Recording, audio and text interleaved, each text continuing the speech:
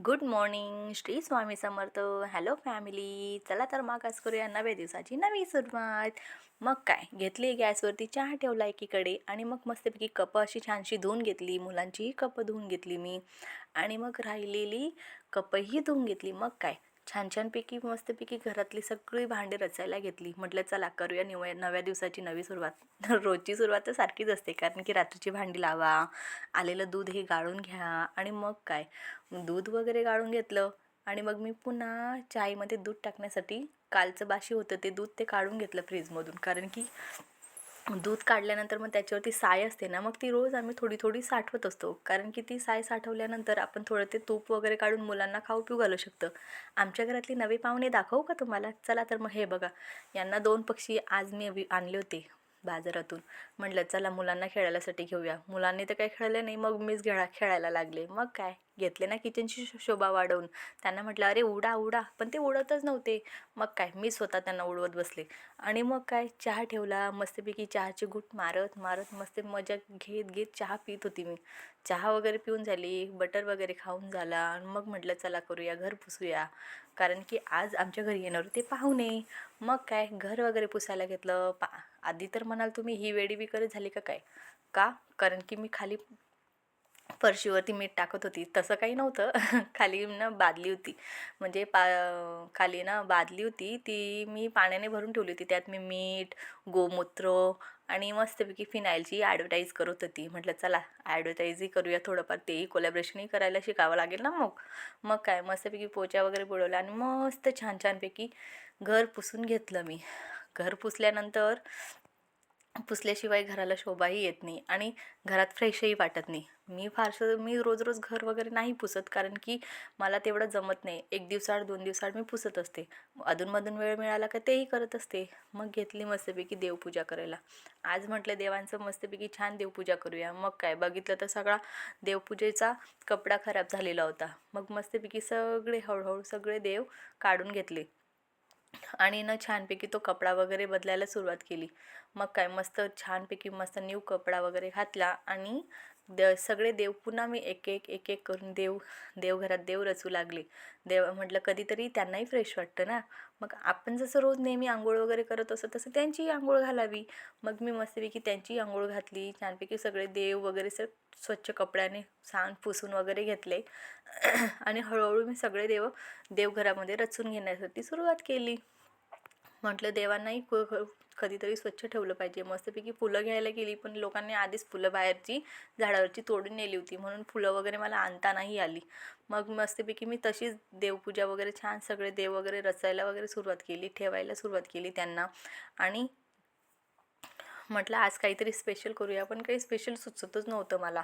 मग म्हटलं काय करावं. आजचा लाँग व्हिडिओ करायचा होता मला. आणि मग म्हटलं आज रोज आपण स्किप करून करून मी तुम्हाला सगळ्या गोष्टी दाखवत असते, पण म्हटलं नको आज असं काही आपण करायचं नाही. कारण की आपण आपल्या डेली रुटीन जर नेहमी स्किप करत राहिलो तर मग आपलं रिअल लाईफ केव्हा दाखवायचं लोकांना, आणि केव्हा त्यांना सगळ्या गोष्टी आपल्या सगळ्या लाईफमधल्या सगळ्या गोष्टी केव्हा शेअर करायच्या.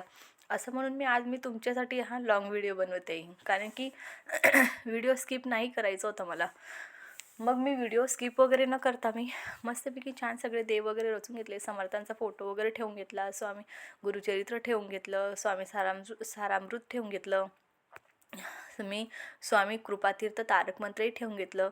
आणि मी जी नित्यसेवा करते समर्थांची, म्हणजे समर्थ माझ्याकडून करून घेतात, मी नाही करत ती सेवा. मग मी श्री गुरुचरित्र 14व्या अध्यायाचं पठणही नेहमी सेवेप्रमाणे करत असते. छानपैकी सगळं रचून वगैरे झाल्यानंतर म्हटलं चला आता या गंगाळमध्ये सगळ्या देवांची आंघोळ करून करून एक एक करून सगळे देव रचून घेते. म्हणून मी देव वगैरे रचायला सुरुवात केली. मस्तपैकी छान स्वच्छ आणि माझ्याकडे व्हिडिओ शूट करताना कपडा नव्हता कोरडा खास खरं तर, म्हणून थोडंसं कापडही ओलं होत होतं. मग काय, छानपैकी सगळे देव एक एक करून मी धुवत घेतले आणि सगळ्या देवांना मस्तपैकी आसनावरती त्यांना ठेवत गेले. आणि मग मस्तपैकी ठेवून वगैरे झाल्यानंतर म्हटलं विचार करावा, आज करावं तरी काय, काही कंटेंटच सुचत नव्हता. मग काय करू म्हटलं, काय करावं असं करता करता मी तिथे थांबले.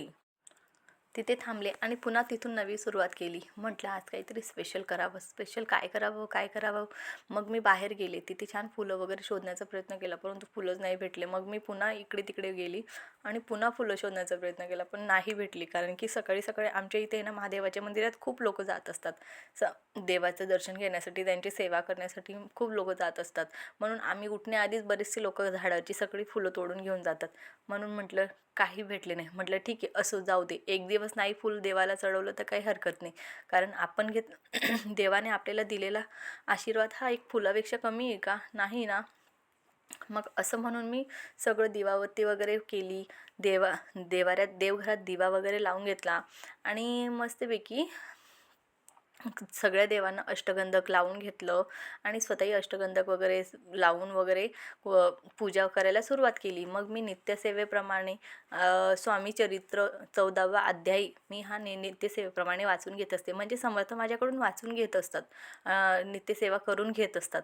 मग मी त्याप्रमाणे समर्थांची नित्यसेवाही करून घेतली. स्वामी कृपातीर्थ तारक मंत्र, या तारक मंत्रामध्ये इतकी शक्ती आहे ना की मी तुम्हाला नाही सांगू शकत. कारण की स्वतः अनुभवल्याशिवाय आपल्याला कधीही कोणती गोष्ट कळत नसते. मग तारक मंत्रही म्हणून घेतला, जपमाळाही करून घेतली. आता तुम्ही म्हणाल हे काय? हे काय? आता तुम्हीच गेस करा हे काय आहे ते. हे आमच्या मॅडमांसाठी, म्हणजे माझ्या मुलीसाठी. तिला खायची होती गुळाची पापडी. 2-3 दिवसापासून कंटिन्यू मागे लागली होती की मला गुळ पापडी पाहिजे, मला गुळाची पापडी पाहिजे. आमच्या शाळेत सगळ्या मुली आणत असतात. मग मला का नाही बनवून देत? मलाही बनवून द्या, मलाही खायची. जोपर्यंत मी गुळाची पापडी बनवत होती, सगळं कणिक वगैरे मळत होती, तोपर्यंत मॅडम काय उठायला तयार नव्हते. कारण तिला विश्वासच बसत नव्हता की मी आज तिच्यासाठी गुळाची पापडी बनवते. मग मला सारखे विचारत होते की तू काय करणार आहेस, कसं करणार आहेस? मग मी तिला सगळं सांगितलं. हे बघ, यामध्ये मी आता या सारणामध्ये मी आता सगळ्यात आधी तर गव्हाचं पीठ गाळून घेतलं. त्यामध्ये थोडीशी वेलची पूड वगैरे टाकली आणि त्यात थोडंसं मीठ टाकलं. मग सगळं मिश्रण एकजीवप्रमाणे कालवून घ्यायचं. कालवून वगैरे घेतल्यानंतर हाताचा मुटकडा तयार झाल्यानंतर त्याच्यामध्ये मी रात्री भिजत घातलेल्या गुळाचं पाणी टाकायला सुरुवात केली. ते पाणी थोडं थोडं घालून छानशी असं कणिक मळून घ्या.